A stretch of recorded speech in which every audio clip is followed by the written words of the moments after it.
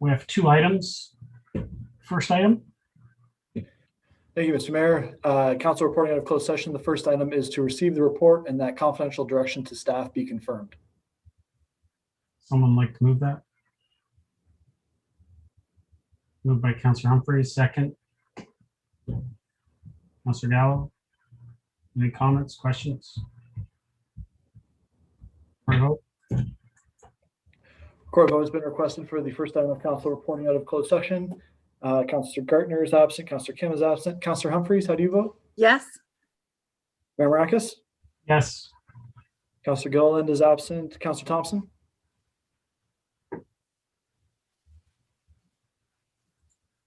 Frozen. Is he frozen?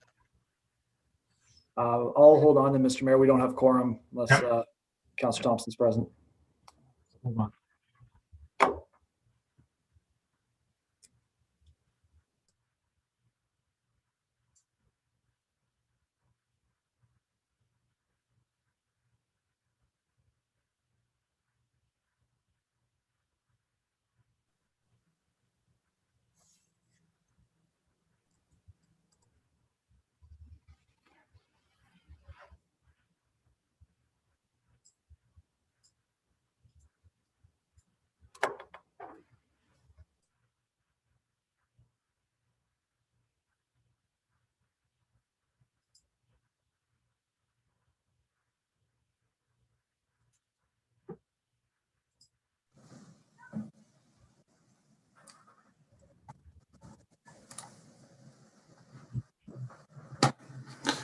Back.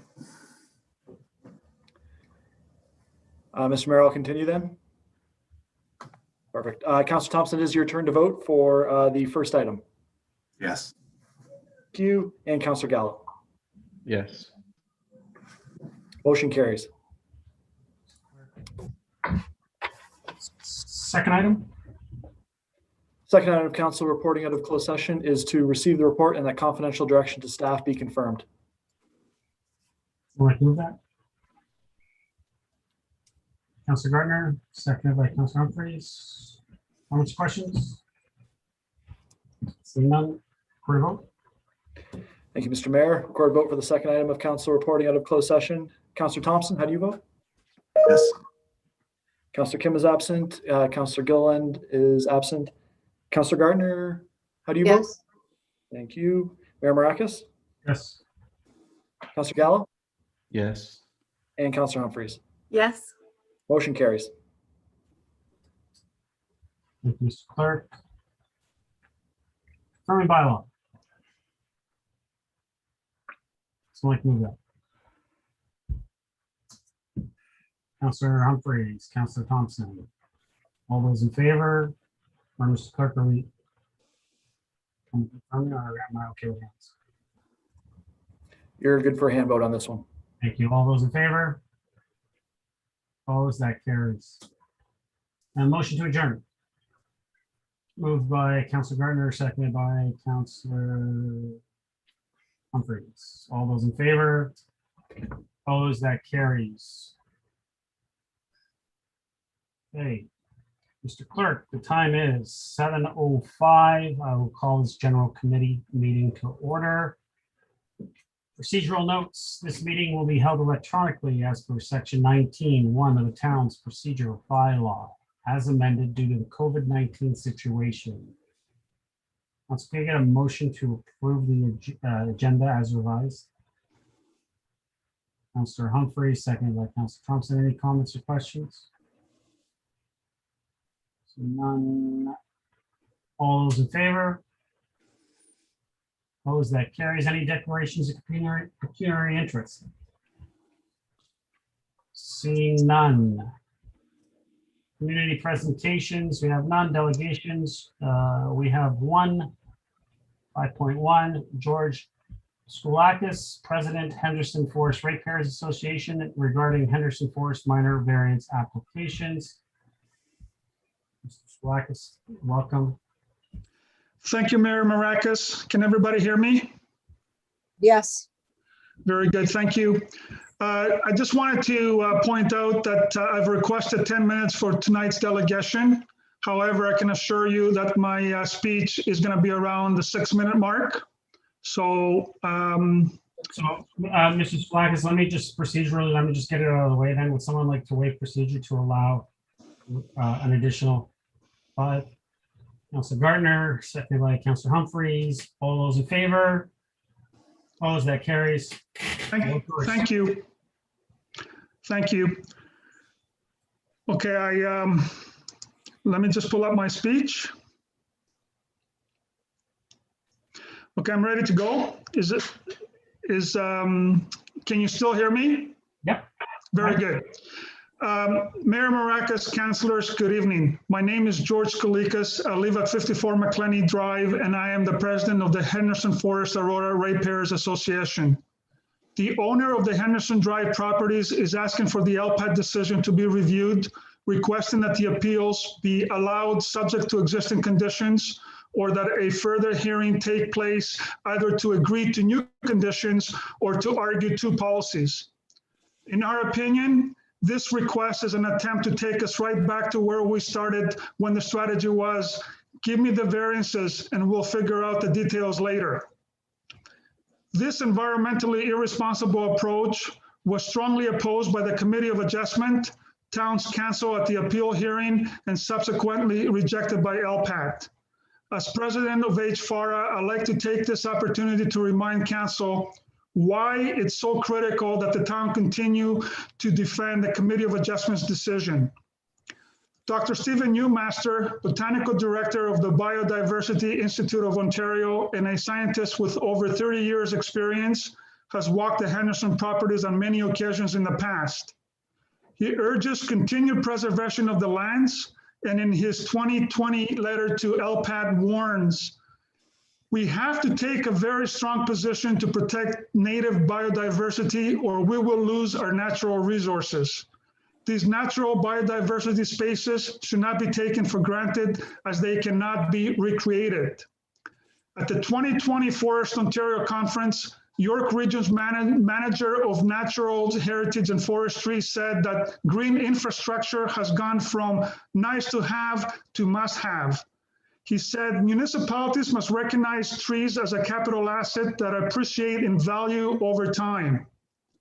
This is why planting new trees, as suggested by the owner's environmental firm, will not compensate for removing mature trees that already provide multiple benefits, including flood mitigation and carbon storage. The Town of Aurora's report, The Economic Value of Natural Capital Assets, recommends protection and enhancement of natural features as a priority in all applications for site alteration and development. The report states, each time we lose another hectare of natural land, we are depreciating our asset base and losing the goods and services they once provided.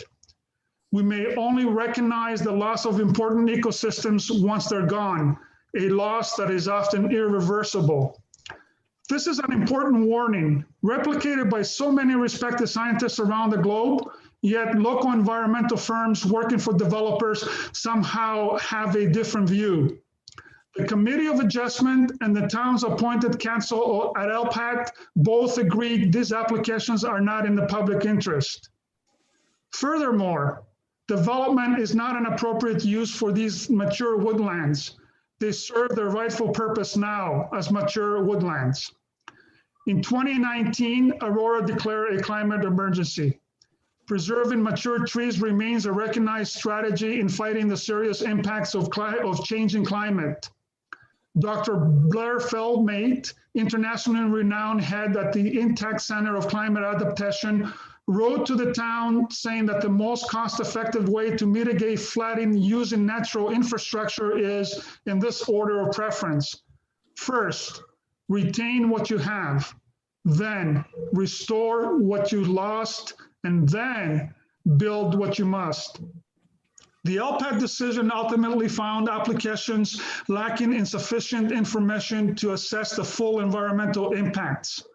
While this could be construed as an opportunity for the owner to come back with another proposal, it's important to recognize that if the owner is obliged to carry out proper detailed environmental studies, it's highly likely the exposed predicted impacts will be substantially greater, thereby further justifying the sound decisions that have already been made.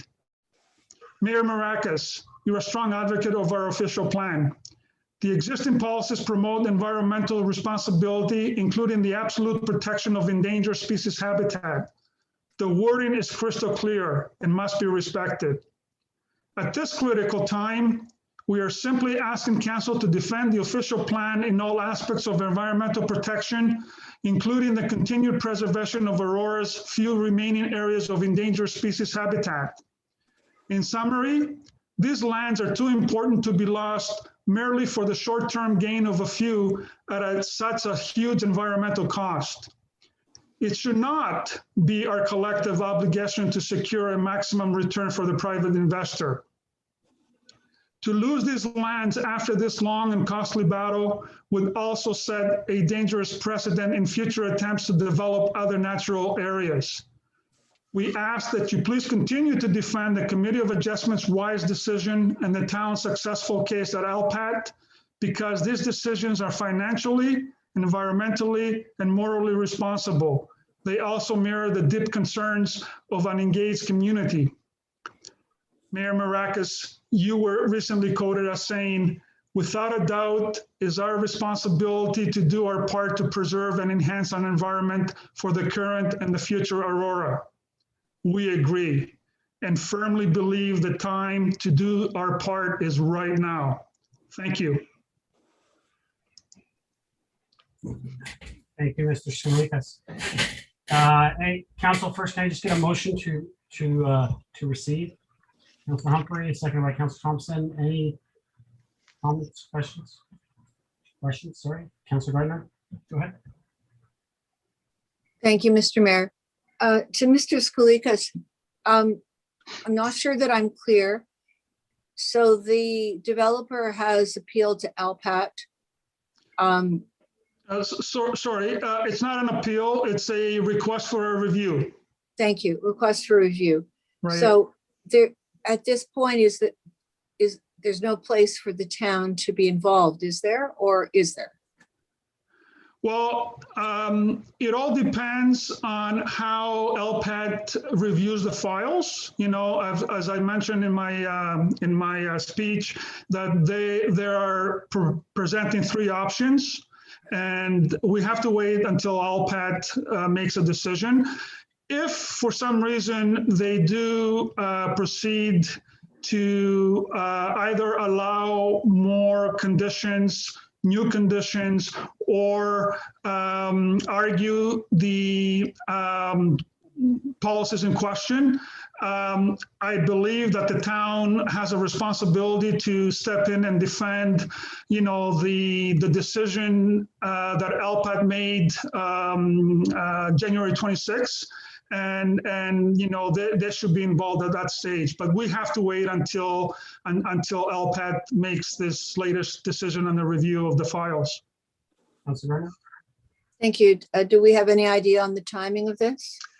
We do not. Councilor? Okay, thank you. So we just basically have to sit and wait and find out what the review requests. As far as I know, yes. Thank you.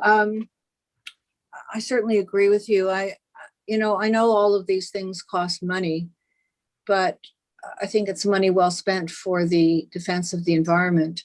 So I would agree with what you're saying.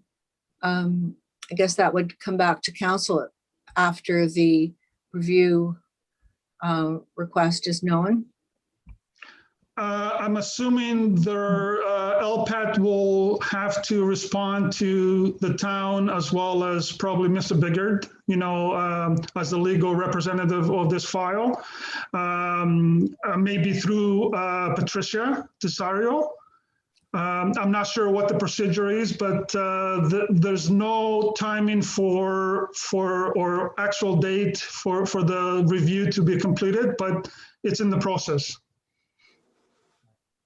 Thank you. Thank you. Thank you for your presentation. I mean, right is on the side of defending this environmental property. Thank you. You're welcome. Councillor Gilliland. Thank you, through Mr. Mayor to Mr. Sculias. Thank you so much for coming and doing this presentation.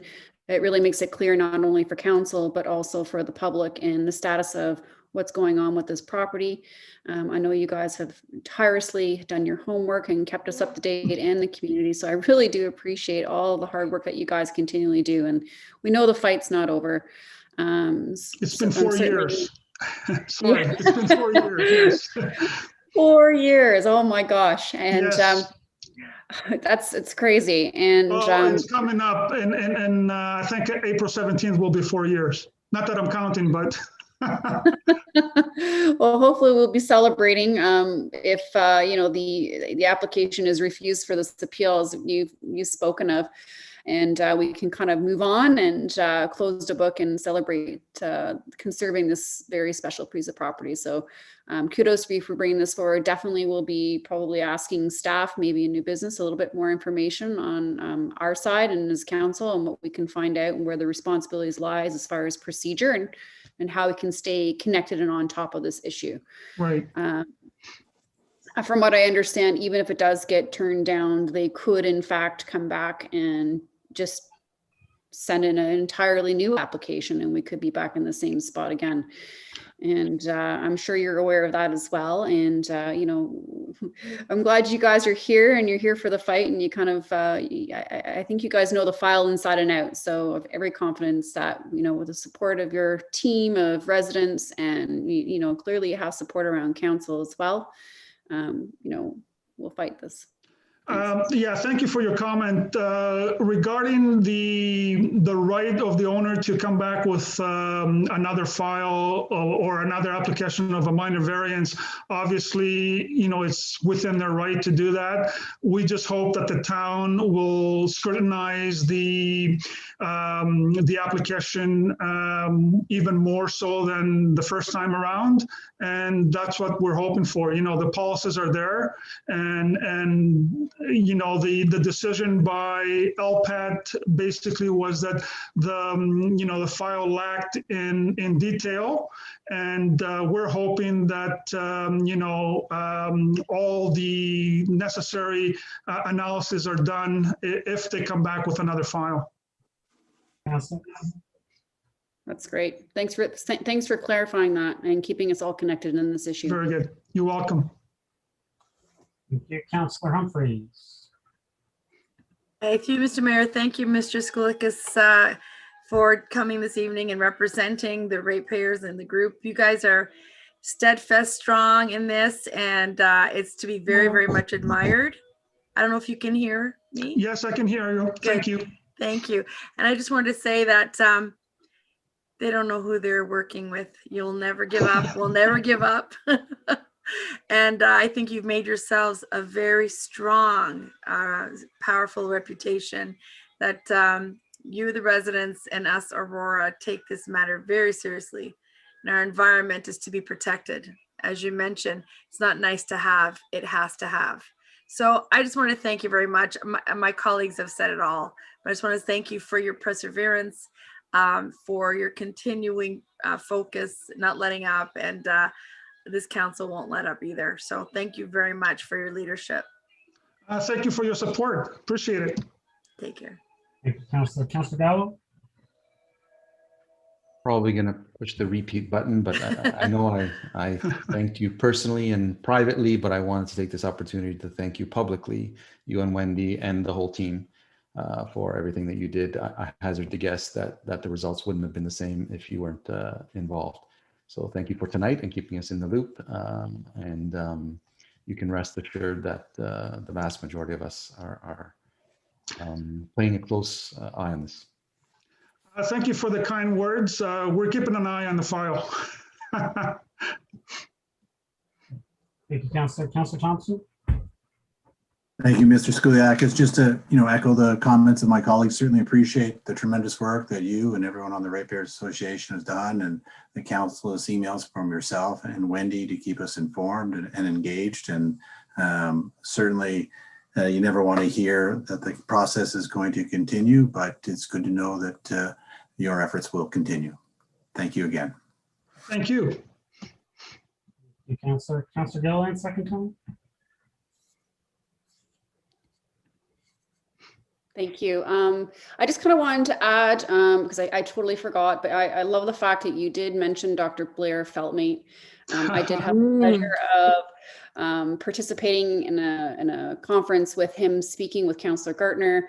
And yes, you did point out the three main cost-effective ways of flooding and obviously our environment. So I encourage the public, if they want to learn a little bit more about protecting our environment and flooding and the environmental protections, Dr. Blair Feltmate is fantastic. So I just kind of want to throw that out there. Absolutely. As you know, he's internationally renowned. And also Wendy and I met him personally at Lake Simcoe conference about almost a year and a half ago, maybe 2 years now. I can't remember exactly, but he's a very engaging person, very knowledgeable. As you know, he's all over the world giving conferences and speeches, and climate,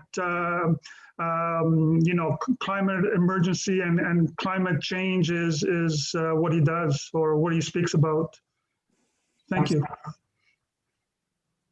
Thanks. No, that's it. I was just wanting to throw that out there to encourage the public to research that. And he said he represents all around the world, and he's been at the UN as well, and definitely a wealth of knowledge that we can all learn and respect. Yeah, absolutely. Thank you. Councillor Garner, did you have your hand up for a second? Yep, go ahead. I did. I was remiss in not thanking you and Wendy. George, it's taken over your life, I think. There was another, most of council was at another event the night that this came to the Committee of Adjustment. And, you know, it's not just your area that cares about this. I know that you and Wendy don't even live backing onto this property, but there were residents from all over town who came and spoke to the Committee of Adjustment. So I think it's of great interest to the town, period. Absolutely. The turnout at the Committee of Adjustment, as you may recall, was tremendous. And if I remember correctly, there were 17 speakers that evening, pro or against the application. So we were well represented. Thank you.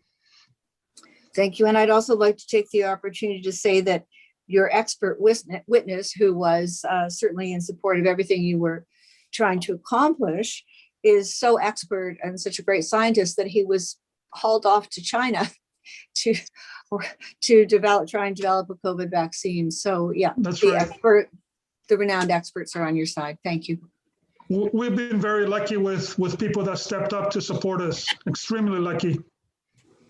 Well, for good reason. Thank you. Hard work and doing our research. Thank you. And I think I better stop.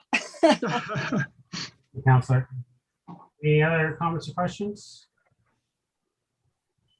George, I'll just echo the fact that obviously I think we're all thankful. I think the residents of the town are thankful for the work that you and the rest of the team did during this whole process.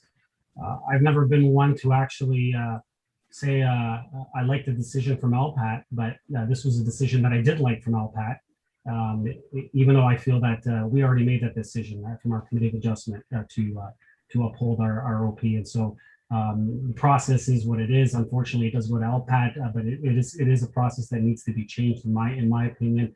I think that we as a municipality know what's best for our municipality as far as how we grow. And I think that that decision could be left to this table and to the residents of the community, not to an unelected, unaccountable body such as LPAT, even though they did make the right decision this time. So we'll see how this unfolds through the process with the review. Hopefully it does get upheld and they don't continue to go down this road. And we can look at this as something that we all worked hard to make sure that our OP and the lands there continue to remain protected. So thank you very much for everything that you've done. Thank you. I echo those sentiments. Thank you. Thank you, Council. With that, I will ask for a vote. All those in favor of receiving? Opposed? That carries. Mr. Sculias, thank you very much. And hopefully we'll see you soon in person at some point. Yes, we're looking forward to it. And thank you for allowing me and giving me the time. Appreciate it. You're welcome. Have a good evening, everyone. Thank you. You too. Council, we are going to move, we have nothing on the consent agenda. We'll move to number 7, which is advisory committee meeting minutes. Does anyone have any questions on any of those items, or should I ask for someone to move approval of 7.1 to 7.5? Someone like to move? Councilor Humphrey? I just wanted to ask a question about the Library Square one. So should I pull it or just ask a question? If it's just a question, sure, go ahead, Councilor.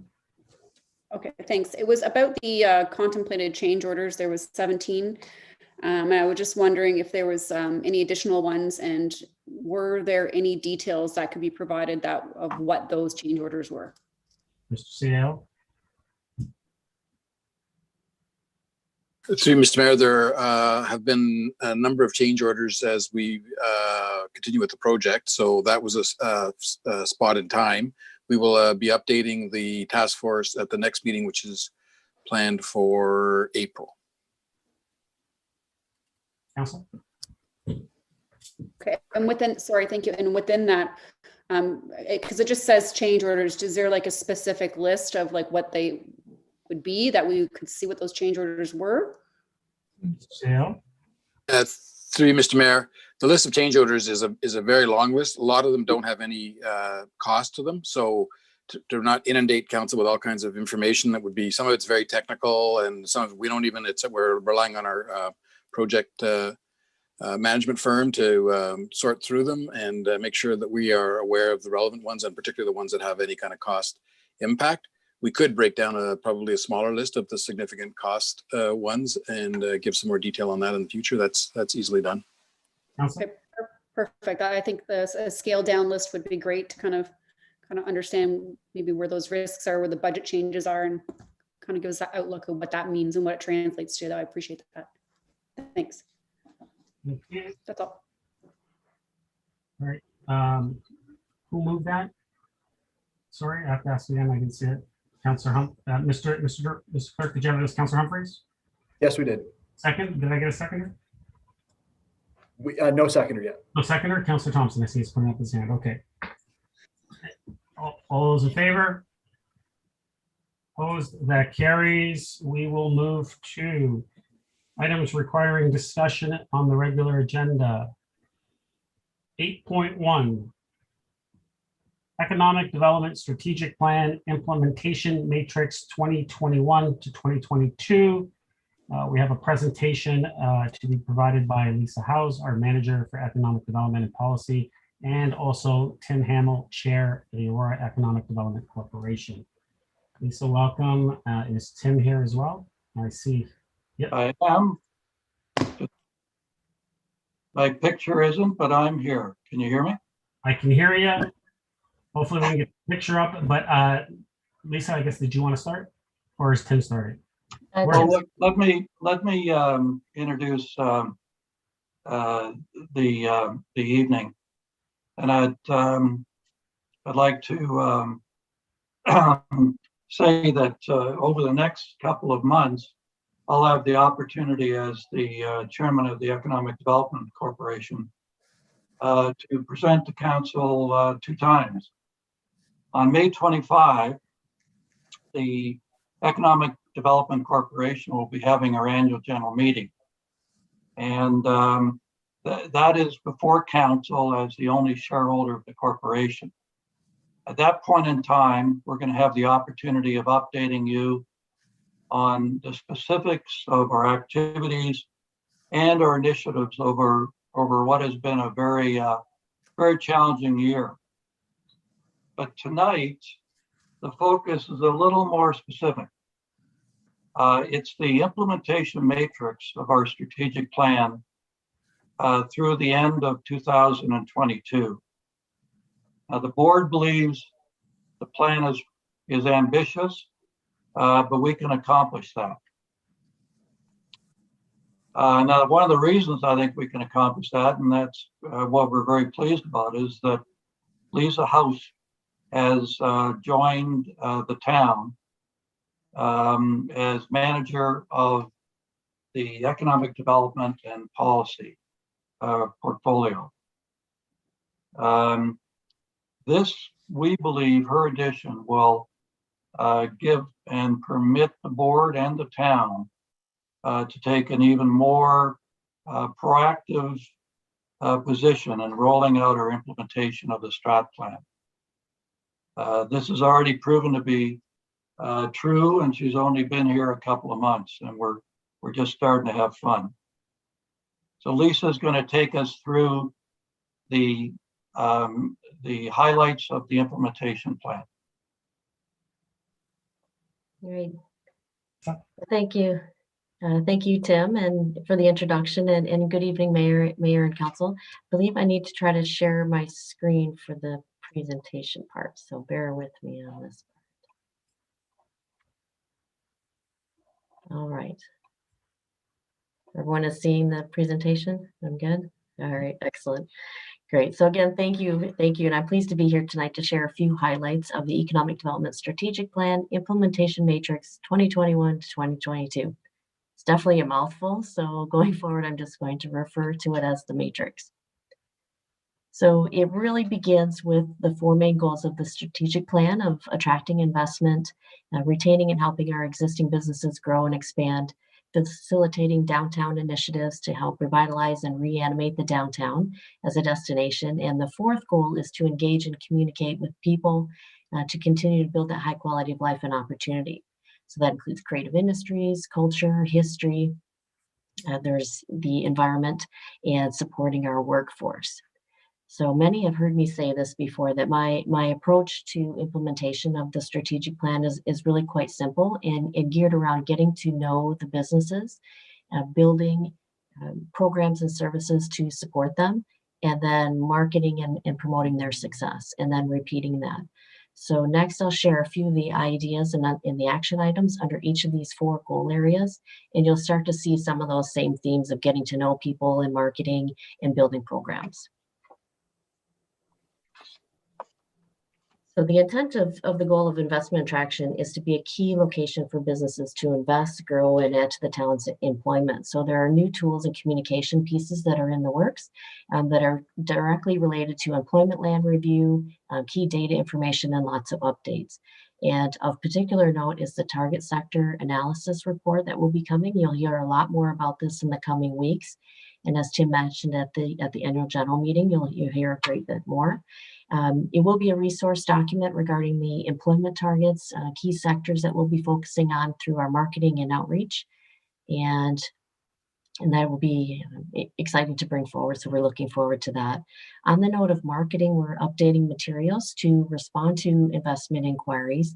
And we'll also be creating a lead management process that'll help us better track and communicate not only the needs and requirements of the investment, but which ones are we actually landing? And if we are losing any investment, what are those reasons? So we can take a look at that. I will also be working with internal and external partners to provide, build relationships and share some key success stories. So keeping and supporting existing businesses is critical. The key is knowing what businesses are here, who are the people behind those business signs, and what do they need in order to be successful.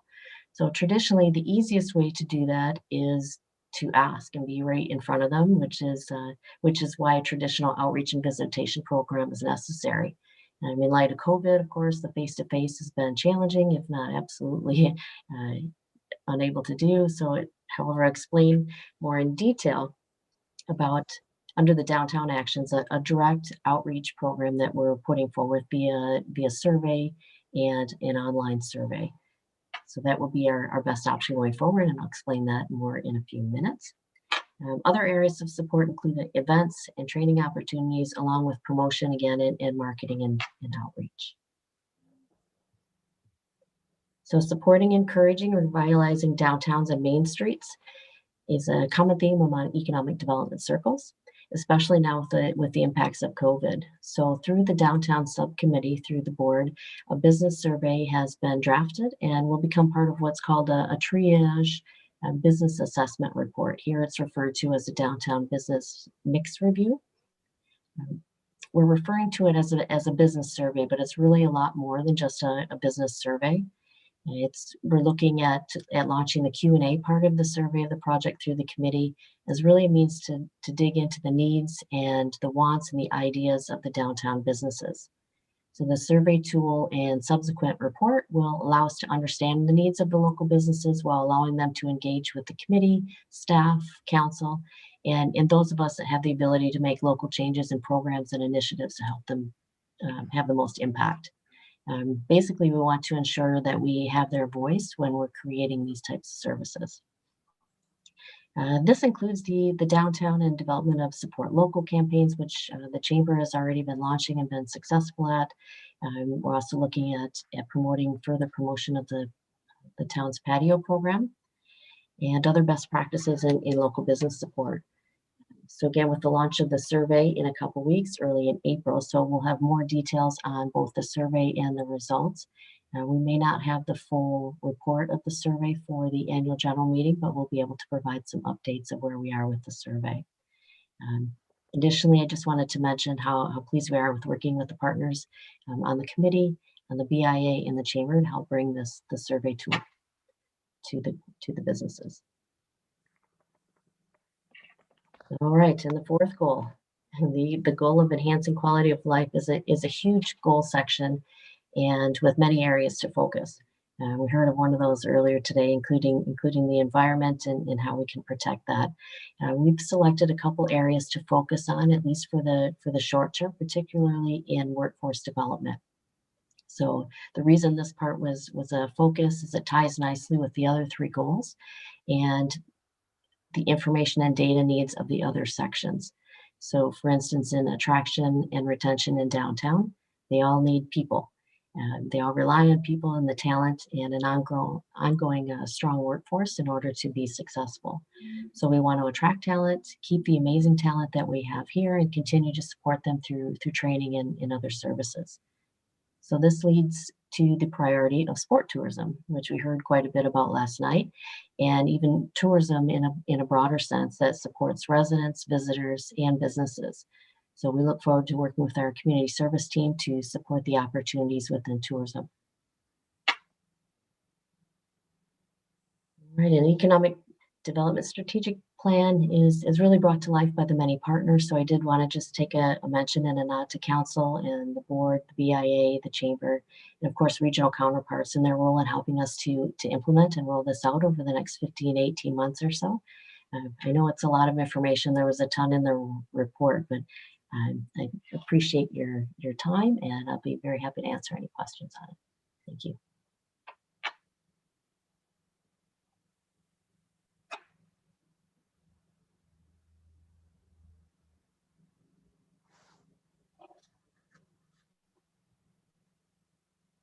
You're on mute, Mr. Mayor.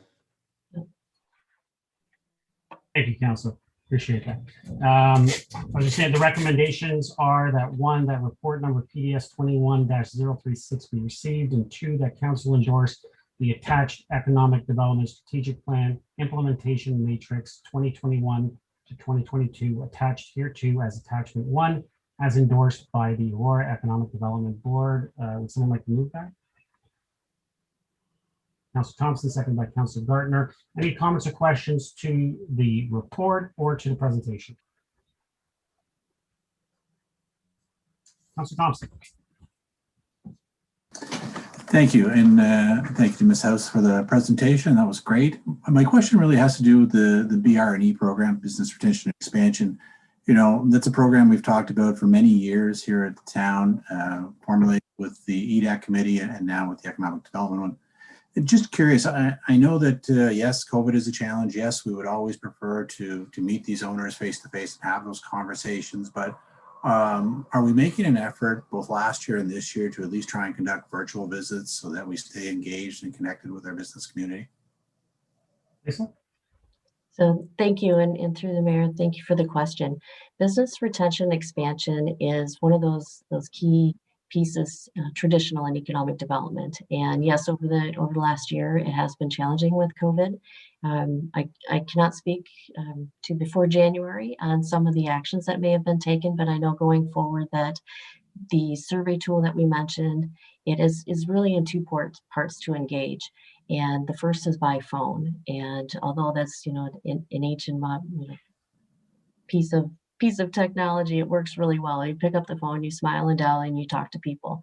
And that's the first priority on part of the survey. The other part is to have the online piece where if we can't catch you by phone, that we're encouraging people to go to the website and fill out the survey that way. Following that, part of the analysis on the back end, there's key trigger questions within the survey that will let us know as economic development team who needs some assistance. So based on how they answer the questions, we'll get flagged immediately whether they have a certain need of us or they have specific questions, or if we just need to promote their success. So there's some pieces built into the survey that we'll use. And in addition, we would like to help host some other events that will give us some more face time, even if it's virtual, with our business community. So it is a top priority, and thank you for the question. Councillor? Thank you. I know over the years it's been challenging the implementation of the program, but when we have gone out and done it and made that contact, it's proven to be very valuable in terms of the information that we've learned from our business community, as well as you said, just maintaining that contact with them. And so certainly always encourage the continuation of that program in any way we can. So thank you very much. Thank you, Councillor. Any other comments or questions? Councillor Turner? Thank you. I would just like to welcome this house to Aurora. It's a very good plan, and I certainly hope that we can accomplish it. So thank you in advance for your work. Thank you. Thank you, Councillor. Councillor Gilliland?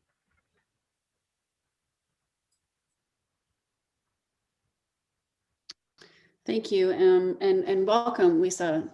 Really appreciate you being on board and helping move this forward. This is definitely a good step in the right direction, so that's great. I was just curious, looking through the presentation today and then looking back on our economic development plan that we had done in July of 2019. So was a lot of that kind of taken from the information that in the study that we had done back then? I know that there's a score draft about kind of a lot of the things that you were talking about as far as feedback from the local businesses and the public. So are these useful tools that you are currently using right now to kind of help develop the survey? Or are we just going out and asking for additional information above and beyond what we already have? So thank you, through the mayor. I'm encouraged by a lot of the data that we already have collected. Specifically, what we need is the voice of the business. We can gather a lot of information aggregately, and that has been put forward, as I mentioned, on the target sector strategy. So that was created in-house through economic development. They really gives us a snapshot of the types of businesses that are in town and the types of employment and the professions that are in town. What we're looking for, the next step is that voice, and what do businesses need, especially after coming through COVID. Just as a point of reference on some of the data that we do have, the business survey that was done by the region, they launched it in 2019. It would have been survey information from the middle of 2018. So this next upcome of survey and information gathering will give us a really good snapshot of what's happened post-COVID and after. Councillor? Hopefully that helps answer your question. Thank you. Thank you. No, I do like the fact that we're going to be capturing some of the impact from COVID-19, because definitely that's going to probably change some of the data that we have right now.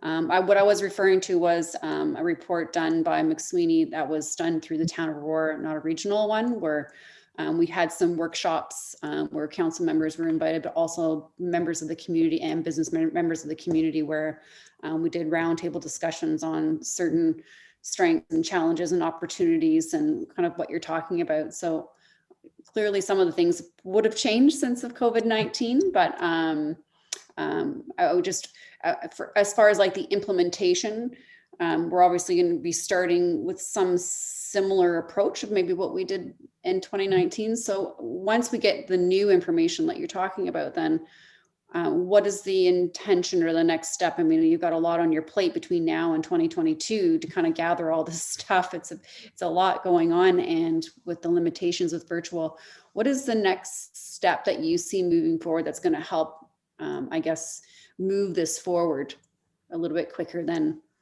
what we've had in the past here? Lisa? Right, and thank you through the mayor.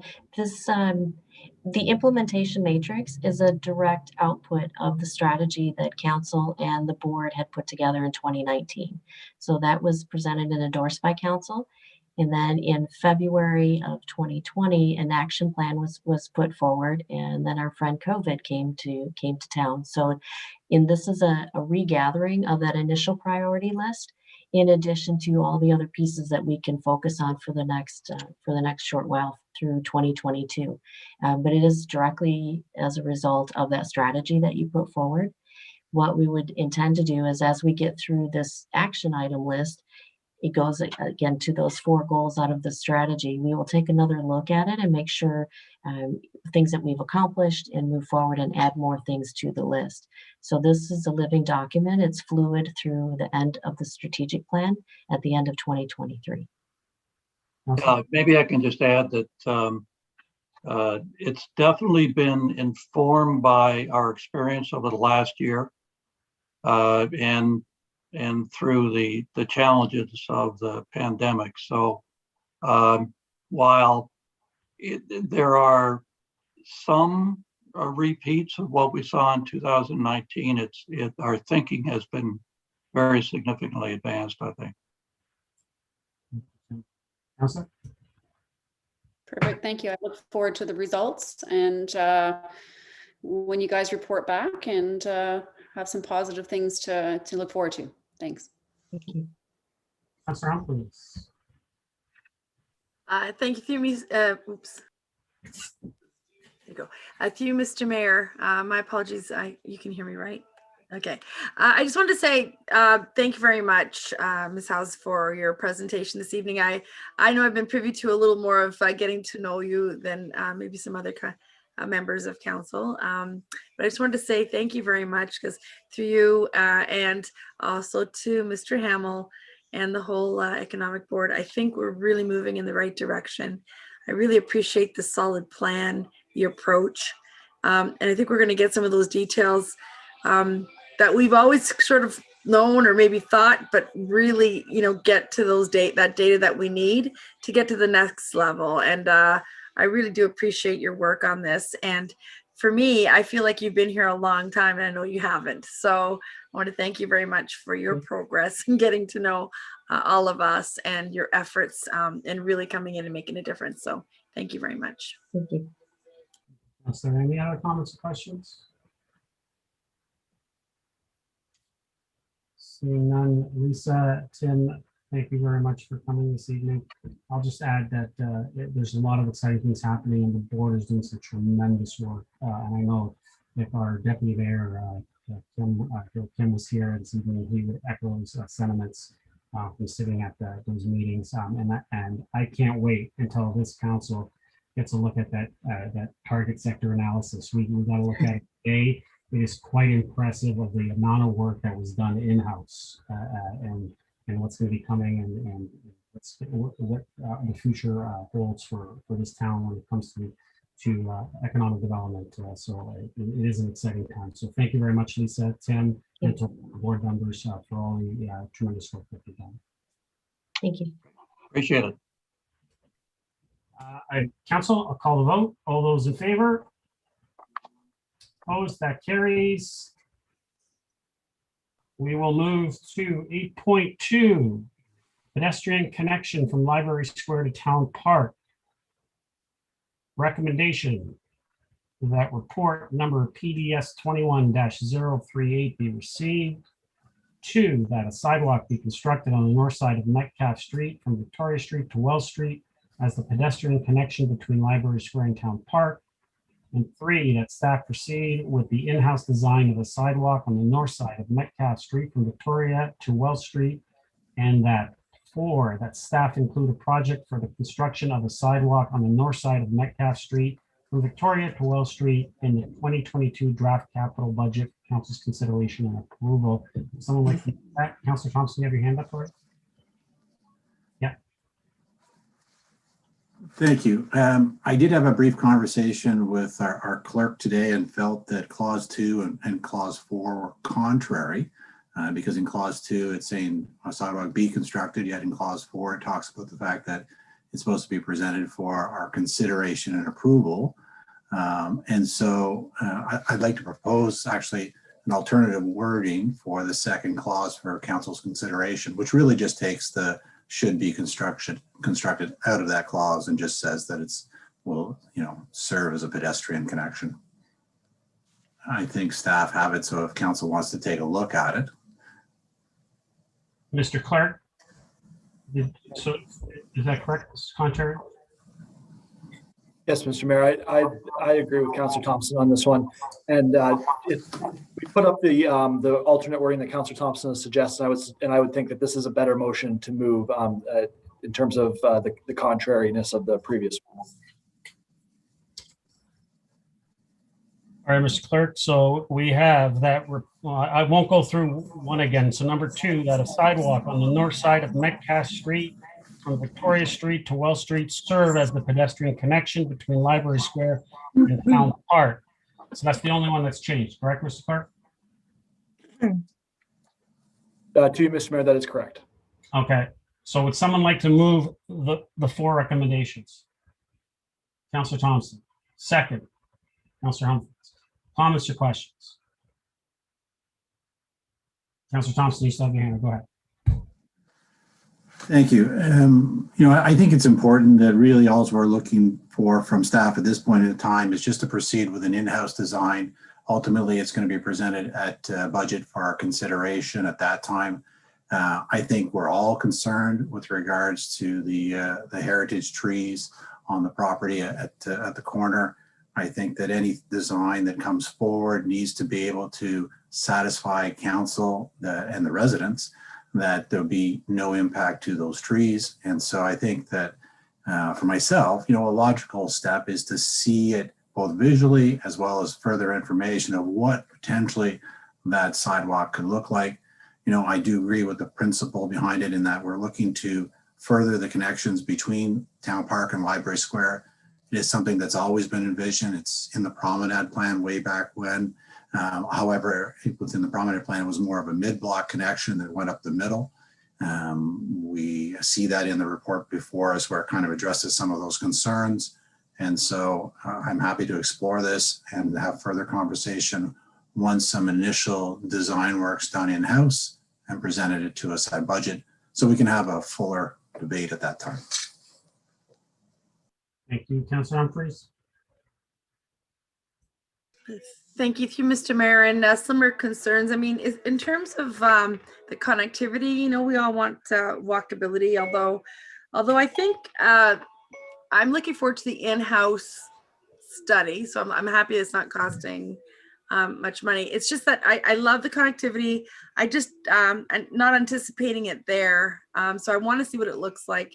I'm hoping that staff can come up with some other ideas because I know before it was through the Anglican Church. There was a walkway through there, on that side.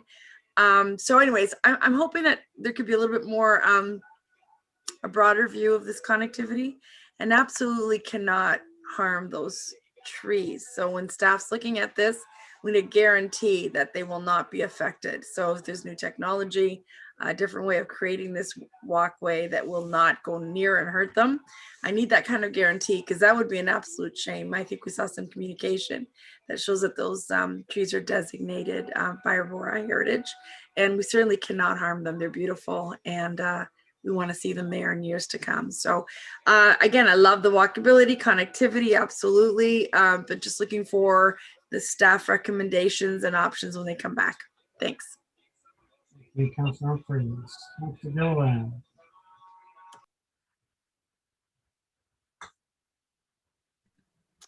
Thank you, through you, Mr. Mayor, to Mr. Waters. I understand many years ago, there was consideration from the town to do a sidewalk on the north side, but the town didn't want to do it there. So there must have been a significant reason why at that time that they didn't want a sidewalk there. Could you explain or touch on that? Mr. Waters? Through you, Mr. Mayor, way before my time, but based on what I've read, it appears that a sidewalk was chosen to be initially was selected on the south side. The decision was made on the south side. They looked at the north side, but I believe the decision was not to go there. And I don't know why that was, because it's before my time. Councillor? Thank you. I mean, I agree with Councillor Humphreys and that the trees do need to be protected. They are heritage. The roots are generally shallow. They do extend beyond the drip line. The drip line of this tree does extend more than halfway across the road. These are really old trees. And I think before we have staff doing any kind of design work at all and spending that resources, really what we should be doing is having maybe an assessment on the construction by an arborist before even doing anything. Because if the arborist deems that this is not going to be safe, or it's going to risk damage to the trees, and we have our answer. I've read a little bit about construction and building in regards to roots and soil hoarding, when you are blocking the roots and retaining water and also creating carbon to not be released and choked. And as a result, it takes several years, what they claim, to actually show what damage can be made. And, I think that assessment needs to be done. As far as the connectivity, I walk in the neighborhood all the time. I live in the neighborhood with my 2 dogs and my family. I frequent the market in Town Park. I take several different routes on my walks that include Brunette and Wells Street and all over the place. And I've never had a challenge with connectivity with the current sidewalk that's there on the south side.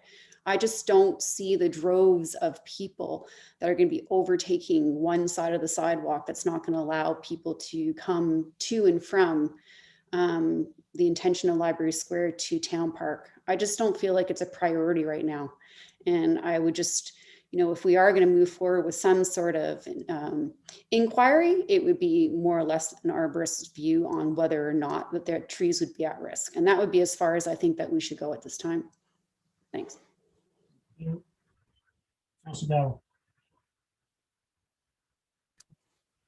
Thank you. I just, I was hoping, I know it's in the report, but I was hoping staff through you could just go through the rationale for not supporting the mid-block connection. Mr. Waters?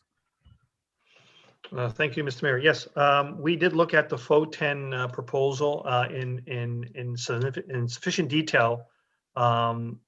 There is impact to private property within the alignment they proposed back in, I believe, 2015 or 2016.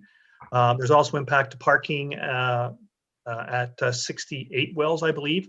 They're in a deficit situation now, and it would result in a greater, actually in a greater undersupply of parking. They would have less parking than the number of units available. So based on the impact to private property, the requirement for easements, the shortfall in parking, it was decided that that alignment for pedestrian connection was not the best. So that's why we moved towards a proposed sidewalk on the north side of Metcalf. Councillor? Thank you. I haven't gone through the FO10 report, and just I don't know how much detail they went into, or they just placed it on a map, because it seems like a direct path. To me, just walking those streets, Metcalf doesn't seem to be the most natural route. And I may be wrong. Maybe Moseley is, and there's sidewalks there. If there was a mid-block connection, that to me would make the most sense. I'm still a bit on the fence on the necessity for an additional sidewalk. My preference would have been that mid-block. It just seems like it's the right way to go. But if the impact is just greater than the benefit, it doesn't make sense. I think just some more time should be spent on this to find an appropriate solution. So I'm not so sure right now. I'd be in favor of just pushing it to budget and find out the costs and move forward. I think some more work needs to be done. And I believe that's the resolution right now before us, is to move it forward and put it to budget and come up with some costs, perhaps some more information. Thank you, Councillor Gardner. Thank you, Mr. Mayor. I've had some experience with roots. Unfortunately, the trees on the church property, as Councillor Gillen said, that canopy goes over into the street. So that means the roots do as well. That's just a common rule of thumb. And with respect to the pines, it's not difficult. You can measure the diameter of a tree trunk, and then it's 1¼ feet for every inch of the tree diameter. That's how you estimate the critical root area. So I think we really need to do that. The plan now is 3 meters. 3 meters is only 9 feet. On old trees, 11 feet, 11 feet is probably average. The trees on the pine trees, they're older. And so the older the tree, the more mature the tree, the less likelihood that any damage to the roots, it will survive. And it's, I think as Councillor Gillan said, it's not only the main roots, it's all the feeder, it's the structural roots. And then it's all the feeder roots that go out from that provide the nutrition. So I would like to do what Councillor Gillan suggested and just, get some more information on this before, to see if it is viable, because we just can't take the chance of hurting those trees.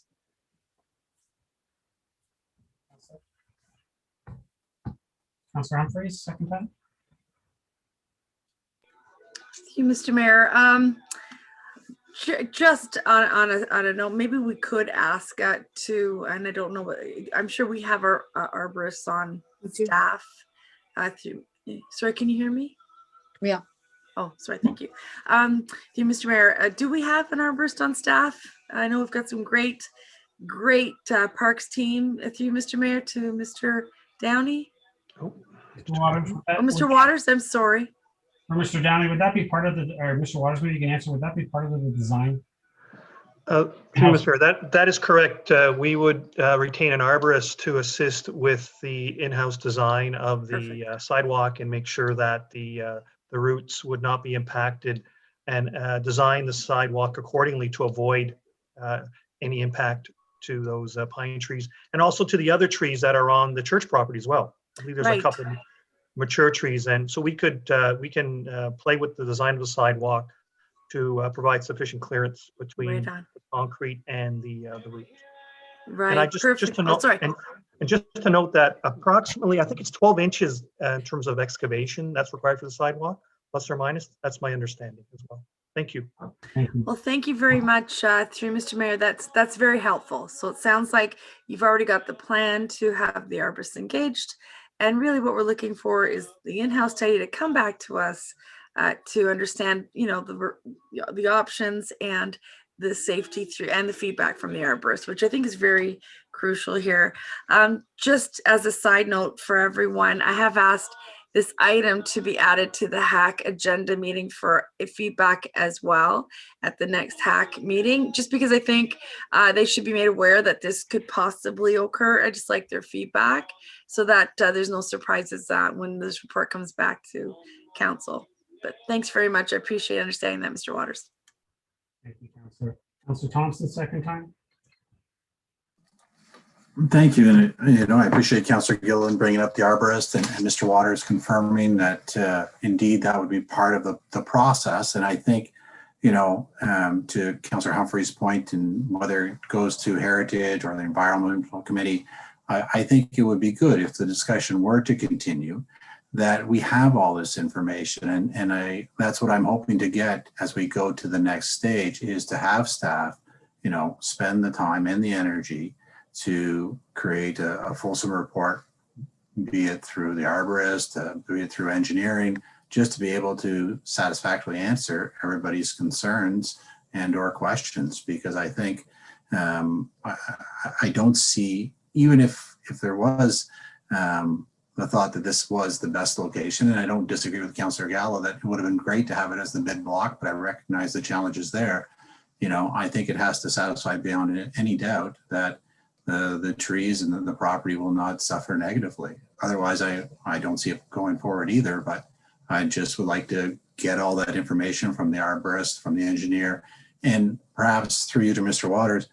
Mr. Waters, is there any other additional information in your experience that perhaps we could pursue just to be able to check all the boxes so that, there's a greater comfort level amongst council that this indeed can be done without damaging the trees? There's a lot of things built in the world, and there's a lot of engineering marvels. So there must be a way, but it's time and money. Waters. Through Mr. Mayor, yes, you're correct, Councillor Thompson. Anything can be engineered at the end of the day. It doesn't mean it's the best, right, in terms of the impact to the environment. So we hope to, if it concludes through the work in-house that there's impact to the trees, we won't recommend this. We understand that is supremely important to have the trees preserved, given that they are a heritage designated trees under Part 4. And the fact that there are other trees on the church property as well. There's a hydrant and there's other infrastructure that's man-made. That can always be moved, but the trees can't. We recognize that. So we would make sure that we would employ the best techniques for design and for any mitigation that's required. But if there's an impact to the trees, I suspect we're not going to recommend the sidewalk to you. Great, thank you. Thank you, Councillor Gardner, second time. Thank you, Mr. Mayor. Of course, I'm glad that everybody agrees that these trees must be protected, and the ones on the church property, they're old beautiful trees as well. And certainly with Library Square, we want to have as much vegetation as possible. Would it make sense to hire an arborist and see where these roots are before staff goes to any work to design a sidewalk? That seems to make sense to me. Waters. Through you, Mr. Mayor, I agree with you. I'm going to ask Anka to help with that response because she's designed many sidewalks over the years. Thank you. Is Anka there? Yes, she's. I think she's popping on right now. What? Anka, are you there?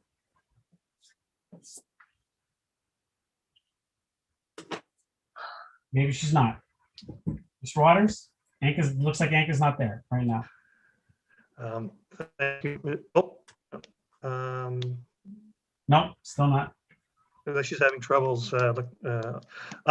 Sorry, Councillor Gardner, could you repeat the question, please? Oh, No, wait. I'm just. Oh, there she is. Okay, perfect. Let's go. Thank Anka, go ahead. Sorry, I had problems. No problem. On mute, I'm sorry. Through you, Mr. Mayor. Yes, the best is to hire an arborist. We do have an arborist on retainer to help us with construction projects. So the first thing, we will hire an arborist and we will discuss with the arborist the alignment of the sidewalk and the impact to the trees for the sidewalk, and we look at the more options and see if the sidewalk will impact the trees. The arborist will be able to tell us the how the work should be conducted, if this should be done by manual excavation around the trees, or if that arborist will not be able to confirm that the trees will be healthy after the construction, we will come back to council and not recommend this sidewalk. But we can hire an arborist. That's the way to go first thing, and discuss the alignment of the sidewalk, how far from the curb the sidewalk should be placed curb faced, should be with a boulevard, and if in fact we can have a sidewalk and at the same time preserve the trees. Thank you, Councillor. Well, I mean, and that's the direction.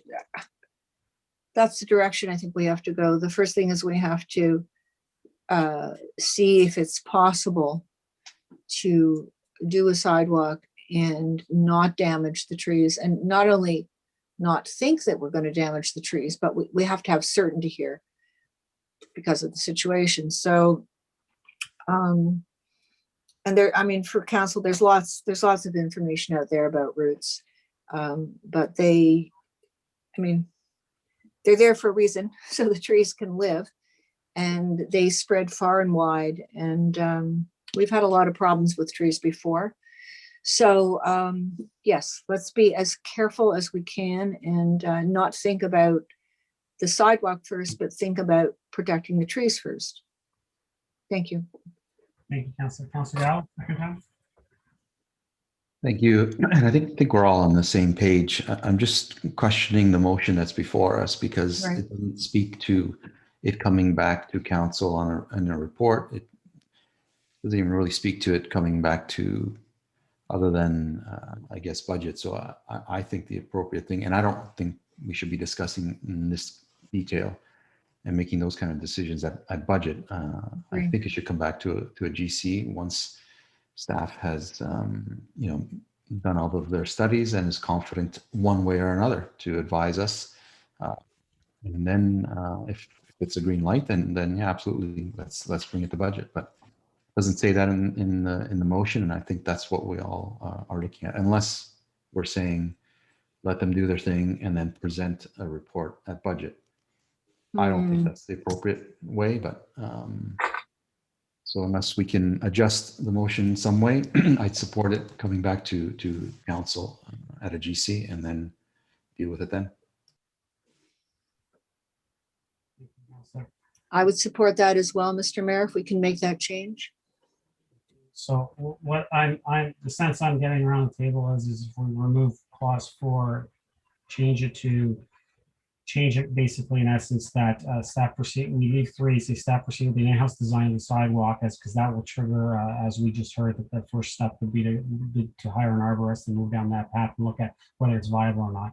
And then 4 could become report back to council with the findings, and from a cost perspective to a viability perspective to all of that information that we need, and then we can make a decision to move forward at that point. Is that what I'm hearing? We can work a bit on the verbiage if we want, but that's what I'm understanding from the conversation around the table. Am I correct? So, Mr. Clerk, do you got a sense of what we want there? To you, Mr. Mayor, I think so. Can we do that? Do I just need an amendment on that? Or do we want to strike that 4th clause down and then put in a new clause? I mean, I wonder, it sounds like council just wants to report back about the heritage, or whether the viability of the sidewalk with the heritage trees. So I wonder if everything goes in terms of whether you vote it down right now and then move just a single motion that staff retain an arborist to provide an opinion whether a sidewalk could be constructed on the north side of Metcalfe and report back to council. And then the report back would, if it could happen, staff would then recommend the details of it going to budget, of proceeding to budget. Let me think. I see Councillor Thompson's raised his hand. Is this in regards to what we're discussing here, Councillor Thompson? Because you already spoken twice. Go ahead. I'll let you speak. And just briefly, again, I'd like just to have all the information rather than just limit it to an arborist. I like where Councillor Gallo was going, and really I would just replace clause 4 with a staff report back at a future GC. Let them have the arborist, let's have engineering reports, whatever additional information needs to be collected so that council has all the information in front of us and we make a decision. And personally, I like having a visual so I can have a bit of an understanding of what's being proposed and see. And I think that if it comes to a future GC, we can have whatever debate is necessary, and we'll decide at that time whether it's worth it or not to proceed to budget. My understanding is, other than the arborist, it's all in-house, so it should be relatively cost-effective to do. So, and that's fine. So my suggestion would be, council, then, is that let's vote on 1 to 3, vote on 4 separately, vote it down, and then put the amendment on to report back to GC. Because in essence, that's what we're asking. Does that work for everyone? So it would then be a reconsideration to send it to budget if you vote it down? Mr. Clerk? It's not a council, so I'm not sure it would be a reconsideration, but I want, if everyone's on the same page, if the 6 members of council present do want to, yeah, it'd be weird for me suggesting this, but a friendly amendment might work, as Councillor Thompson suggested, where number 4 is replaced, that staff report back to a future GC meeting before going to budget, even if you wanted to put that in.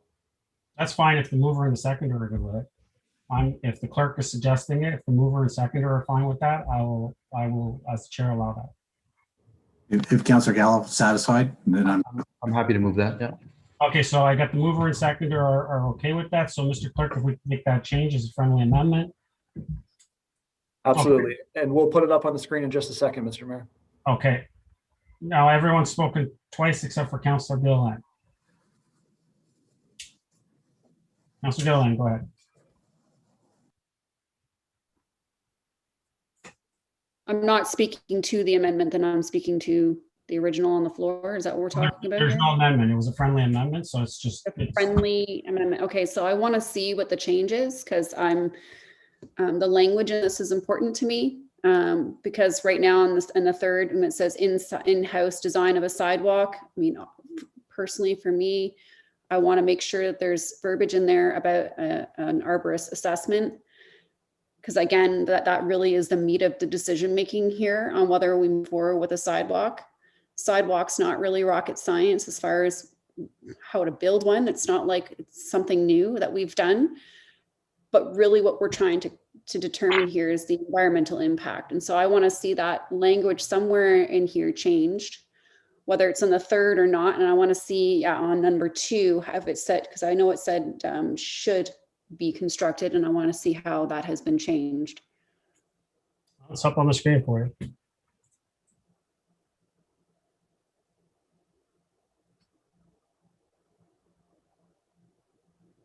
Everyone want me to read it?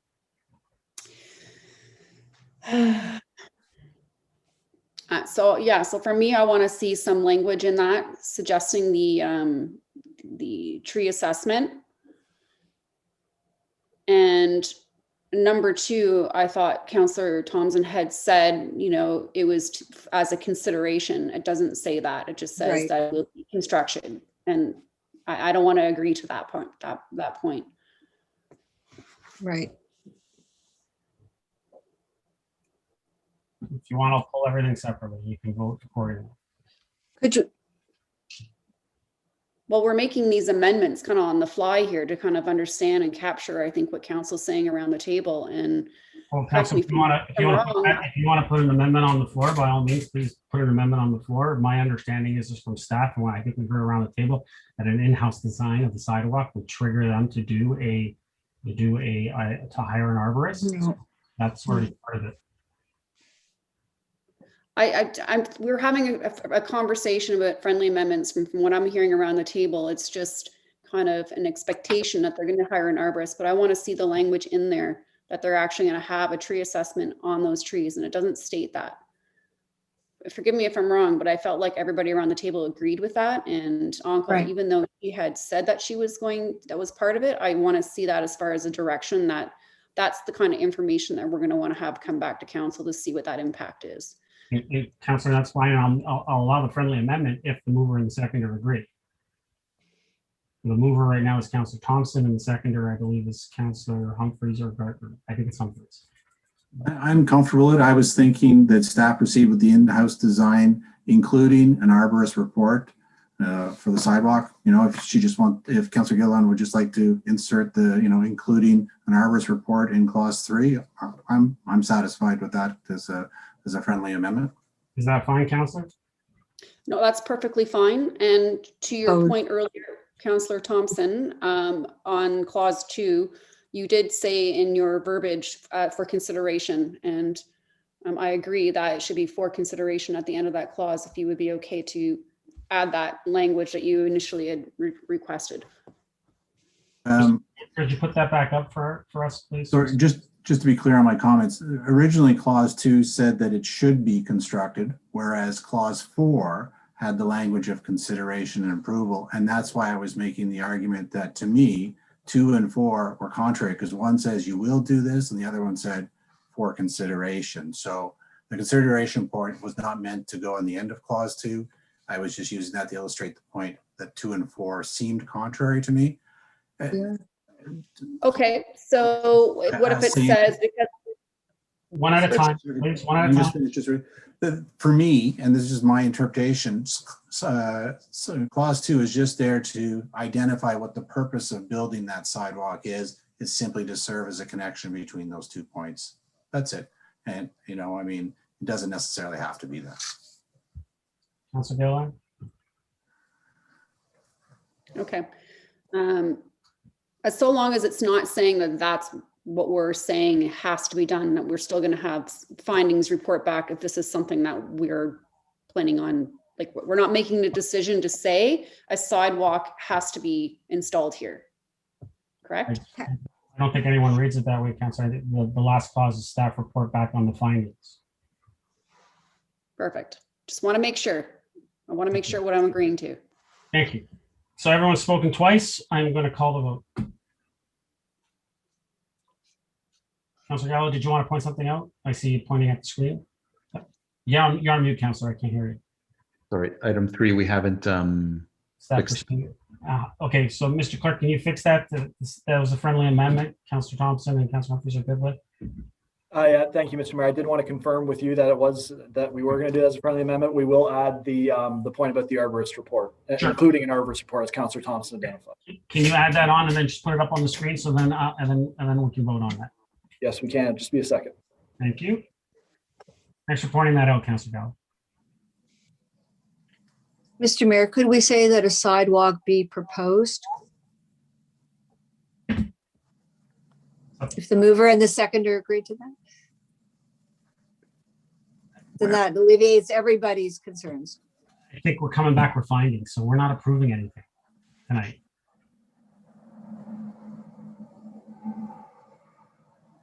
There you are. I'm going to read the whole thing, except for the receipt, the number 1 clause. So number 2, that a sidewalk on the north side of Metcalf Street from Victoria Street to Wells Street serve as the pedestrian connection between Library Square and Town Park.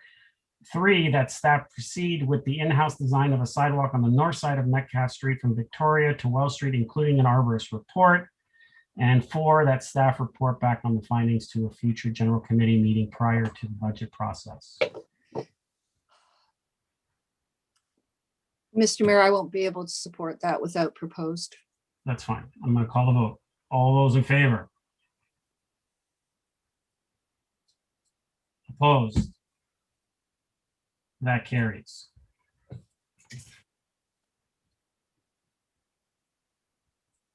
So we are going to move council to 8.3. Electric vehicle charging station policy. Recommendation is 1, that report PDS 21-029 be received. 2, that council approve the Town of Aurora electric vehicle charging station policy and process attached hereto to this report. And 3, that a bylaw to amend parking bylaw number 4574-04.t be enacted to reflect changes in the Highway Traffic Act for electric vehicle charging stations. Would someone like to move the recommendation? Moved by Councillor Gilliland, seconded by Councillor Thompson. Any comments or questions on this one?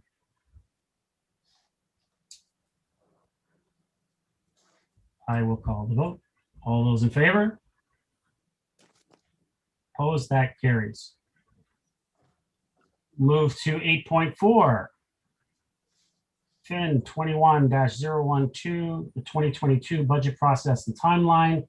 Recommendations are that 1, report number FIN 21-012 be received, and 2, that the proposed budget timeline as detailed in table 1 be approved. Would someone like to move the recommendations? Councillor Thompson, Councillor Gallo, any comments or questions on this item? Councillor Gardner, is that for a question? No.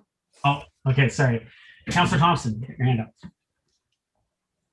Just briefly, similar to the comment I made at the FAC committee meeting, I would like to see staff make all efforts to engage the public for that June 1st meeting. It's always been a challenge. It may be more so depending on the state of COVID at the time when that June 1st rolls around. But again, let's use whatever resources we have to ensure that the public is aware of it, that they have an opportunity to participate, and then we try and solicit as much feedback as we can from the residents. Councillor, any other comments or questions on this one? I'll vote. All those in favor? Opposed? That carries. 8.5, statement of remuneration of expenses for members of council, committees, and local boards.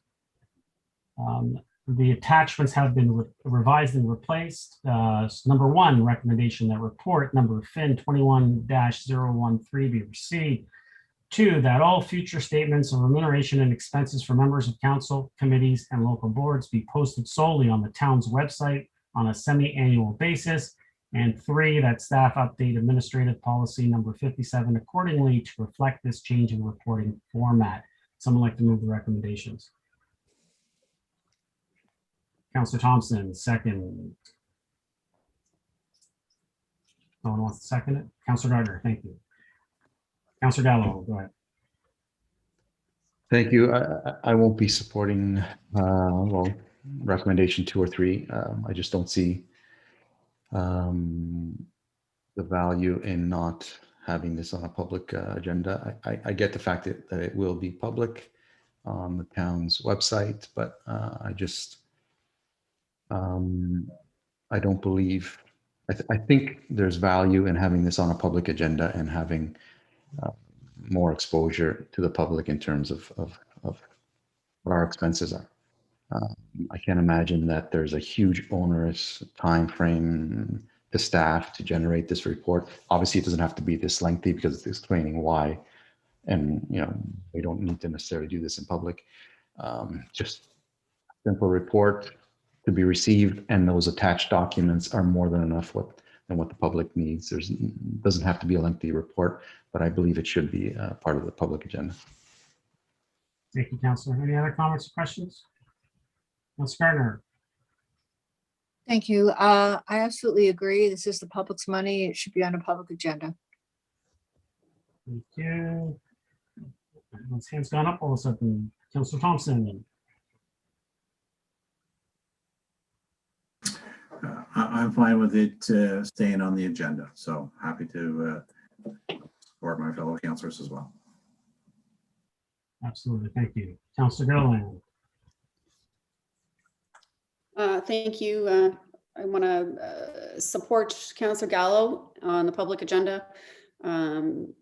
Gives the public the opportunity to know what it is being presented, and they can be alerted and have that information readily available. I also wanted to thank staff for updating the agenda since there was a correction on the expenses. Ms. Rachel Wainwright Van Kessel, could you confirm the line item that was updated, just so my confirmation that I have my numbers correct as far as the remuneration? It was just a code error as far as a return. Ms. Wainwright Van Kessel. Through you, Mr. Mayor. So there was an item on Councillor Gilliland's expenses that was refunded, and the refund was miscoded. So it had overstated the expenses that she had. So we've made that correction and reduced her overall expenses to what they should truly be. Okay. Thank you, Councillor.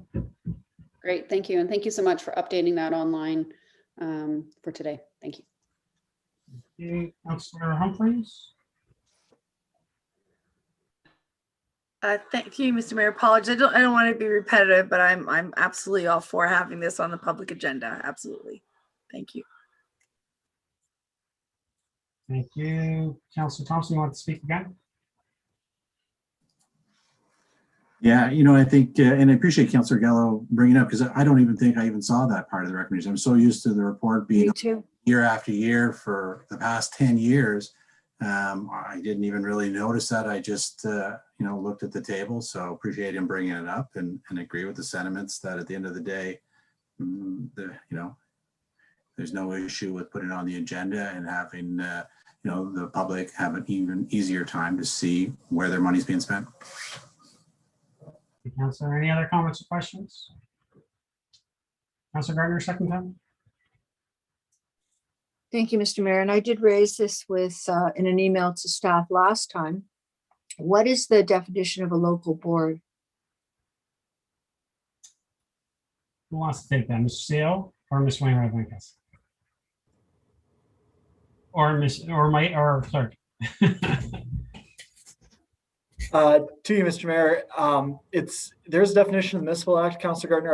I wouldn't want to provide it tonight just because I'll probably will get it wrong or off the top of my head, but I'd be happy to get back to you at council with that. Okay, no, I'm making it too difficult. So when I raised this last year, I sit on the Lake Simcoe Region Conservation Authority.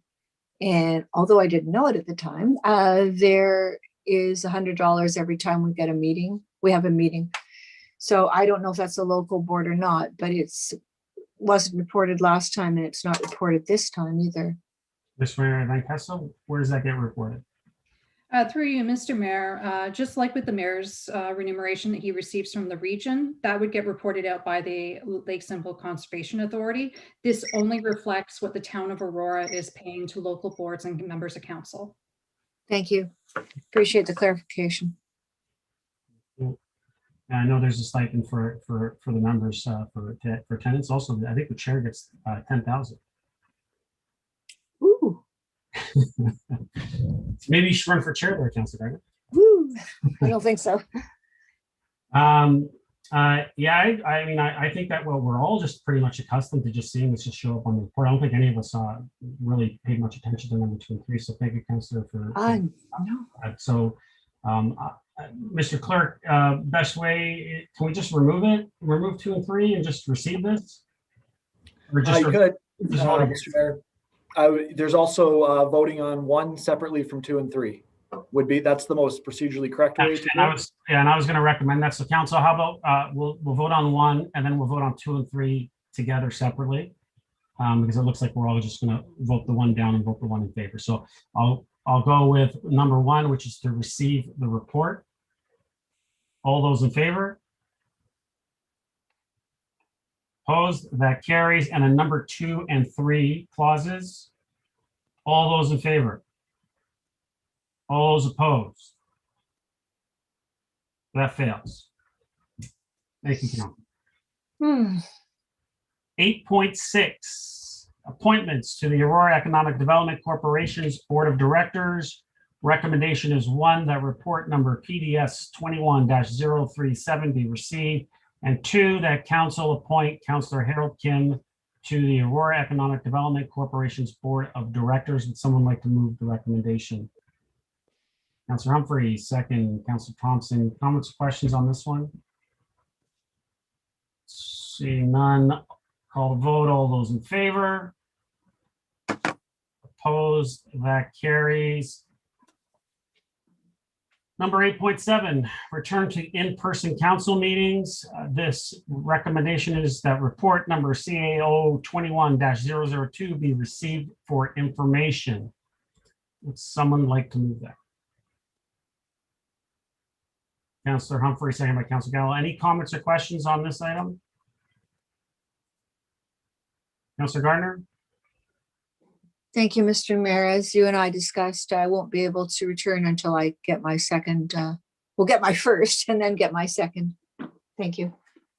Just to let you know, if you look at it, we wouldn't be returning to in-person until we move into an orange zone.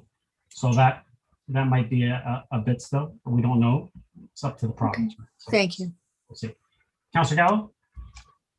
I think you just answered my question just to see if anyone knows when that might happen. So, So, Councilor Gallo, I'll just say, I mean, it could happen. They reevaluate basically on a weekly basis. So this Friday, the province, the premier will come out in his press conference. They could shift us, or they might not. I would have to say, looking at our numbers, we're probably going to stay within the red, at least for another week. So it's not happening, I would have to say, till another 2 weeks probably. You know. Anything else? Call a vote. All those in favor? Opposed? That carries. All right, we are moving to, we have 4 notices of motion for next week at council. Regional report 10.1. Recommendation that York Regional Council highlights of February 25th, 2021 be received for information. Someone like to move that? Councillor Thompson, second by Councillor Humphries. Any comments or questions on the regional report? Seeing none, I will call the vote. All those in favor? Opposed? That carries. New business. Councillor Gallo? No. Councillor Humphries? No. Councillor Gilliland? Yes, just a couple of things. Just a reminder that on March 24th, there is a cultural. Is it public service? Because we have public service right after this. Oh, yeah, you're right. That's fine. That's fine. So, I'll okay. I'll wait till then. Okay. Councillor Thompson, new business? Councillor Gardner, new business? Thank you. Yes, I'm going to raise it next week at council, but I just wanted to mention, I forgot to raise at the March, can you believe March 2nd meeting about the fees and services. There was a note from Watts, the consultant, that there was not going to be a fee increase for stable neighborhood site plans. Recognizing that the majority of applicants for these types of applications are town residents. So I think that's not correct. Certainly some are town residents and some are developers. So I want to raise that at the council meeting. I wanted to ask Mr. Mayor, you know, we're all kind of thinking about the consequences of the unexpected because of COVID, although that was expected in some way. What would happen in an emergency if the electrical grid and the network went down? How would we communicate? Okay, it's a big question, but I mean, we can sit down and go through that, but I mean, if our CAO, who's part of our EOC management team, if you wanted to add in on that. So, Mr. Mayor, of course, we can't envision every scenario that would cause that. So, but in general terms, having been in the EOC for the blackout in Ontario some few years ago, when most of the province was in total darkness without electricity, I can say that with rare exception, all of the cell towers were maintained, and the cellular network actually managed to stay up with limited exceptions, few of them. The cell network did manage to stay up and running, as they are all generator backed up. So from a communication perspective, we would rely on that. The other alternative is certainly satellite phones, which most EOCs have one around in case of a real catastrophic interruption of other assets like cell towers or, you know, hardwired lines and so on. Then there is, that would obviously be very limiting and would only be in the EOC to maintain communication with another agencies or, you know, other parties that would be responding to such an emergency. Otherwise, you know, it really, as I said in the start, it really depends on the nature of what's happened to cause it in terms of a more specific answer to communication in that circumstance. thank you. My question is in response to a program I heard on CBC radio, and it was saying that developed countries kind of take it for granted that not that won't have catastrophes, but that somehow we'll be able to figure it out. Whereas countries that aren't so developed are more interested in these things. So I would ask that Mr. CEO take it back to the team, because who knows? Thank you. And the last thing is, and Mr. Mayor, you and I discussed this, many trees were cut down south of the railway bridge, just west of Yonge, for work that the region is doing. And I think there might be we might also be doing or have an advantage with some of the work with respect to parking for the trails. But a notice was sent out to the residents the beginning of the month, and it didn't say anything about a lot of trees being cut down. So as you and staff know, I got calls from residents who were very concerned about these huge mature trees being cut down. So could you figure it out somehow that even if the region is sending out notices that, I'm having a hard time with this. The region will say, yes. It should be more descriptive. Thank you. What is that? Yes, so the residents will know. Yes. And also Access Aurora also needs to know, because thank you.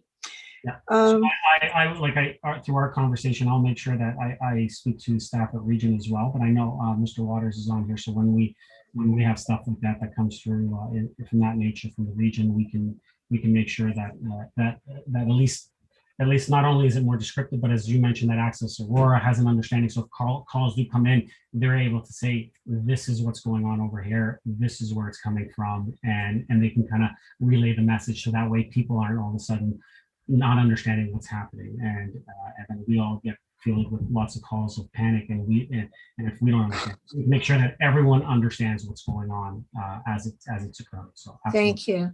Thank you so much. I mean, that's my area, so I got the response from the residents. I don't know if anybody else did, but they were quite shocked. Yes. Thank you so much. Is that all? Yes, for new business. Thank you. So I'm going to go public service announcements now. So right to you, Councillor Gardner. I'm going to go back around the other way. Thank you. Well, we just celebrated the Persian New Year, called Nowruz. And I just found out we are actually going to have momentarily a Persian restaurant on Industrial Parkway. So that's good news. Councillor Gilland kindly was talking about the SPCA on March the 2nd.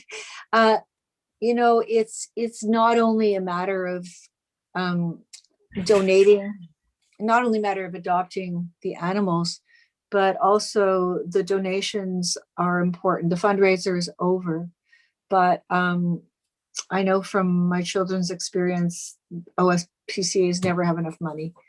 And there are a lot of vulnerable animals, and my daughter fostered one that had many surgeries and ended up dying. So it's a really serious thing. Thank you. Mr.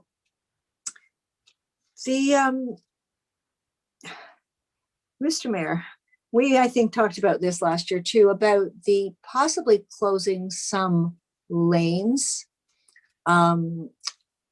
so that we could have some more pedestrian space, increasing the public space. My motion didn't come in on time, but maybe you can think about that with staff. Why don't we take that off of you, and I can sit down and we can have a discussion about what that can look like. Thank you. And despite Mr. Duran's good advice, I didn't remember. I have a motion coming up next week. And since our conversation and since the region voting on Highway 413, the wording on that needs to be changed. So I'm assuming, Mr. Duran, that I can ask council's permission at the council meeting. Yes, we will, Counselor, what we'll do is we'll ask at the beginning of the meeting to waive procedure to allow you to make a change. Thank you. And I did send an email late last night after you informed me what was going on. Thank you. Now we move back into new business, but it's okay. Oh, yes, we did. Yes, it's fine. Any other public service announcements, Counselor? I don't think so. Thank you. Okay, Counselor Thompson, public service announcement? No, Counselor Gilliland, public service announcement. I know you do have some because you started there, so go ahead. Thank you. Yeah, so the very first one was the Cultural Heritage and Archaeology. That's on March 24th for the official plan review. It's a great opportunity for the public to weigh in and voice their opinions and see the presentation. So I encourage you to definitely engage.ca/OPR, engageaurora.ca/OPR, and you'll find information there to register and get a link to view. So that's something I wanted to throw out there. Secondly, the Aurora Sports Hall of Fame supporting our athletes. I know we were talking about this earlier yesterday within the sports tourism workshop. They have expanded their nomination date up until April 9th, so please check that out. They really encourage the public to come forward with some stellar athletes or coaches, leaders, influencers. All that's important. Also, I want to mention on March 27th, I believe there's a vet car rally that the Legion is hosting, but it's also in collaboration with a lot of legions across the region, which is really neat. You could probably still register and contact them at vetrally@gmail.com. It is a fundraiser for our local region, and it's a very interesting thing where you have a pilot being the driver and a co-driver, and you're traveling in and around municipalities. So it's not just Aurora, but it would be encompassed between Stouffville, Sutton, Newmarket, Bradford, East Gwillimbury. It's collecting photographs and points, and there's prizes. It's a really fun event, and it gets you out there and kind of doing something a little bit different and outside the box. So I encourage you to look that up.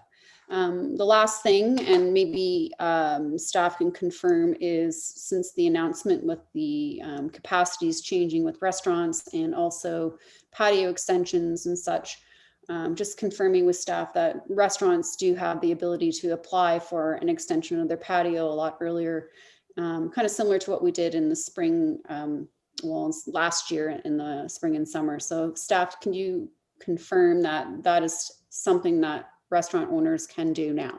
That is correct, Councilor. Yep. Okay. All right. So that was what I wanted to share out there in case anybody had any questions about that. Thank you. Thank you very much. Councilor Gallo, public service announcement. Just actually wanted to ask Councilor Gardner a question about the new restaurant. There is already one on Industrial Parkway, Baran, Industrial Parkway, Engelhart, excellent restaurant, and it's Persian. Excellent chef. I don't know if is there another one coming, and if so, do you have the name? And I think we should promote it. Thank you. You know, I didn't know if it was appropriate to promote it with the name, so I didn't keep the information, but I believe it's not. I believe there's going to be an opening. Mr. Mayor, do you know about this? It's new. Nothing's come to my office as of yet. If it does, I will obviously notify all of you. Thank you, Councilor Gallo. The name of that restaurant is? Baran. Thank you. Yes. Yes. Excellent. Yes. Thank you. Thank you. Anything else, Councilor Gallo? No. Councilor Humphreys, public service announcement. I thank you, Mr. Mayor. I just wanted to remind everyone that the Town of Aurora Community Recognition Awards are out there right now. There's all types of amazing categories, including youth volunteer, senior volunteer, green award, arts and culture, many others, good neighbor award. They are available for submitting until Friday, April the 2nd. So that's a week this Friday. And you just have to go to aurora.ca/CRA. So let's all challenge ourselves to at least submit one great resident or person that you think deserves recognition. And please spread the word. I know some of our committees didn't get, unfortunately, a presentation in time due to timing with Zoom meetings and so on, but reach out to your committees and your boards, and I'm sure they've all got someone or in mind to nominate. So don't miss this great opportunity, and they will be presented on Monday, May the 31st. I just wanted to remind everyone of this. And that's it. Councillor Gardner, you want to add something? Mr. Mayor, I forgot to say that on Saturday night is the first night of Passover or Pesach, and it's the Seder night. This is one of the great biblical stories, the parting of the Red Sea. Good and bad things in that story. Also the holiday of Matzah. So if to any people in the community that celebrate that holiday, it is one of our important ones. Thank you. Thank you, Councillor. I have a few for the month of April. Aurora's online skylight galleries featuring works by artist Amanda Gallagher in her show Remnants and Revelations. The show highlights selected memories of travel and retreat and studies how these moments are transformed into two-dimensional nostalgic images. All works are for sale and can be viewed at aurora.ca/skylight gallery. Free registration starts on March 25th for the opportunity to explore various spring outdoor and interactive activities like planting your own spring flower, an interactive walking trail, fishing for eggs, a hopsicle course, and more during the town's Hello Spring event on April 3rd from 9:30 a.m. to 4 p.m. And for more information, you can visit aurora.ca/Hello Spring. On March 27th at 8:30 p.m., the town of Aurora will join millions of people and businesses across the globe in switching off our non-essential lights for 1 hour as part of Earth Hour, the world's largest grassroots movement for the environment. Join us by taking part in this global Lights Out event, acknowledging our commitment to taking action against climate change. Until March 28th, the town of Aurora, in partnership with the Canadian Food and Wine Institute and the Aurora Chamber of Commerce and our local restaurants, is proud to bring Aurora-licious to go to Aurora. This event gives patrons an opportunity to savor the flavors of Aurora by purchasing from Prefix program. Based on the provincial guidelines during the timing of Aurora-licious to go, some restaurants may offer dine-in as well as takeout. For more information, please visit exploreaurora.ca/aurora-licious. If you have not yet been on there, please go check it out. There's lots of great menus, lots of great food from our local restaurants. From April 10th to April 18th, we have family fun activities for everyone to enjoy: swimming, skating, gymnasium, fitness classes, and more. Programs and activities will take place at the Aurora Family Leisure Complex and the Stronach Aurora Recreational Complex. For more information on that, you can visit aurora.ca/eplay.